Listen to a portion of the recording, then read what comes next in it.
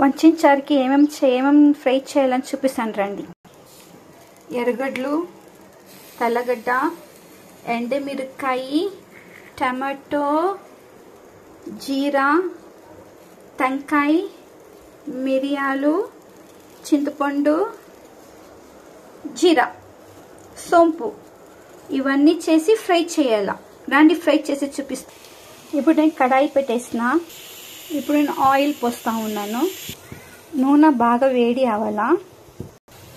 నూనె బాగా వేడి అయింది. ఫస్ట్ జీలకర్ర వేయాల, సెకండ్ మిరియాలు, సోంపు, ఎండుమిరకాయలు, తెల్లగడ్డ, ఆరోది ఎర్రగడ్డ ఇవన్నీ బాగా ఫ్రై చేయాల.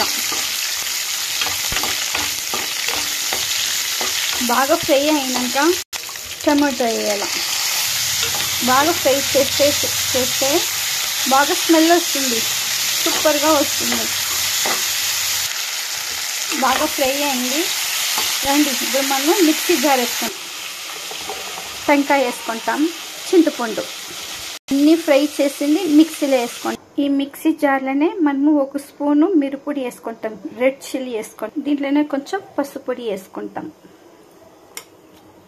ఇప్పుడు మనము పప్పు చిక్కుడుకాయ ఉడకపెట్టుకుంటాం కదా, దీంట్లో మిక్సీలో కొంచెం వేసుకొని గ్రైండర్ చేస్తాం. నేను మసాలా గ్రైండర్ చేసుకున్నాను. రండి మనము ఇప్పుడు తిరుబాత్ చేసి చారు ఎలా చేయాలని చూపిస్తాను మీకు. నేను తిరుబాత్ చేసేకి కుక్కర్ పెట్టినా, ఆయిల్ వేస్తున్నా. ఆయిల్ వేడి అయినాక ఆవాలు వేస్తున్నాను.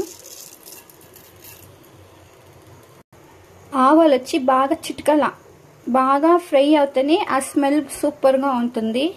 ఆవాలు బాగా చిటకల, చిటకల.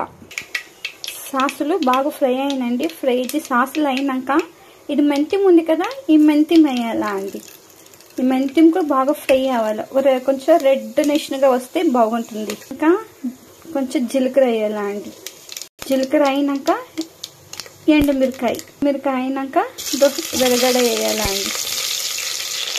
ఇవన్నీ వేసి ఫ్రై చేస్తే ఆ స్మెల్ ఎంత బాగుంటుందంటే అంత బాగుంటుందండి. వంచిన చారుకి ఇవన్నీ వేస్తేనే అండి వంచిన చారు సూపర్గా బాగుంటుంది. ఎర్రగడ్డని బాగా ఫ్రై అయిందండి. రండి దీంట్లో కొంచెం మసాలా వేస్తాం.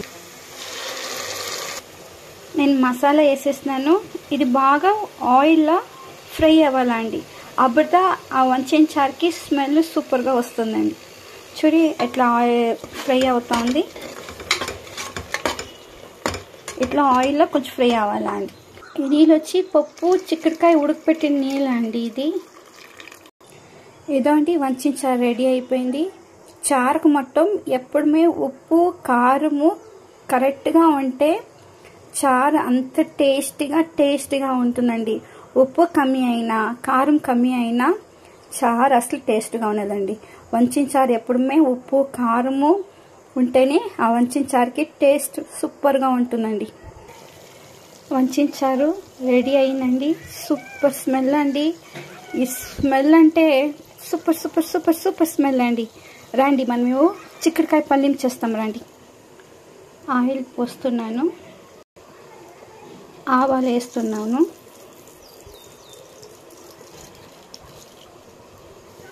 ఆవాలు వచ్చి బాగా ఫ్రై అవ్వాలండి.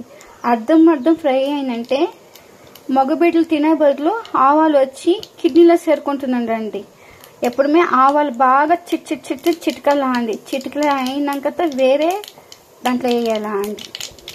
చూడండి ఆవాలు బాగా చిటుకుతాం. చూడండి బాగా బ్లాక్నెస్గా అవుతుంది. చూడండి అండి ఆవాలు అయినాక ఇప్పుడు వచ్చి నేను ఉద్దిపప్పు శనగబ్యాలు వేస్తానండి. శనగబ్యాలు ఉద్దిపప్పు ఫ్రై అయిందండి. ఈ పేస్ట్ అల్లము గార్లిక్ పేస్ట్ అండి. ఎప్పుడుమే మన పల్లెం చేసే బదులు గార్లిక్ జింజర్ పేస్ట్ వేస్తే ఆ పల్లెం సూపర్గా ఉంటుంది. అయినాక ఎండుమిరకాయ వేస్తున్నాను, ఎర్రగడ్డ వేస్తున్నానండి. చూడండి బాగా ఫ్రై అవుతుంది. పల్లెంకంతా ఎర్రగడ్డలు ఎక్కువ వేస్తే చాలా టేస్ట్గా ఉంటుందండి. మా అమ్మ చెప్తా ఉంటారు అప్పుడప్పుడు, ఎర్రగడ్డలు బాగా వేస్తే పళ్ళానికి అది టేస్ట్గా ఉంటుందని మా మమ్మీ చెప్తానే ఉంటుందండి.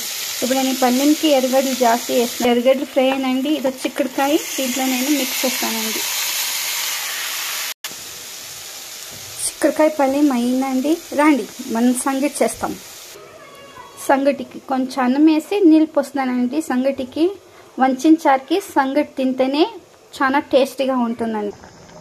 ఇదో నేను సంగటి పిండి వేస్తున్నానండి, అంటే రాగి పిండి.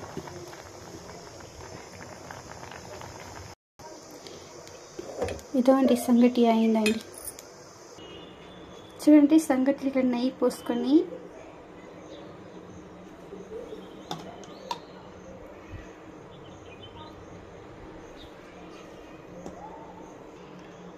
పక్కన పల్లీం పెట్టుకొని నెయ్యి పైన చారు పోసుకొని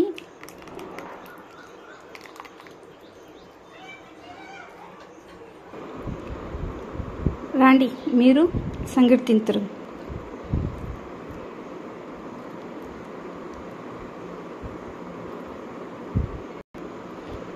సంగటి చాలా టేస్ట్గా ఉందండి. రండి మీరు సంగటి తింటారు.